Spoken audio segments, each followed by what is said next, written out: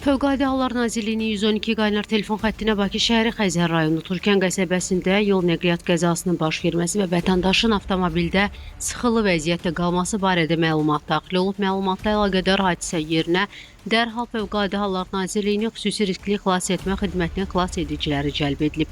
Hadisə yerində əməliyyat şəraiti qiymətləndirilərkən müəyyən olunub ki, Mercedes markalı minik avtomobili ilə Ford Focus markalı minik avtomobilinin toqquşması nəticəsində yol nəqliyyat hadisəsi baş verib və Mercedesin sürücüsü deformasiyaya uğramış avtomobildə sıxılı vəziyyətdə qalıb. Xilas edicilər xüsusi vasitələrin köməyi ilə müxtəlif dərəcəli bədən xəsarətləri alaraq avtomobildə sıxılı vəziyyətdə qalan sürücü 1990-cı il təvəllüdlü Əliyev Fərman Nurlan oğlunu xilas edərək təcili tibbi yardım briqadasına təhvil veriblər. Hadisə ilə əlaqədar müvafiq qurumlar tərəfindən araşdırma aparılır.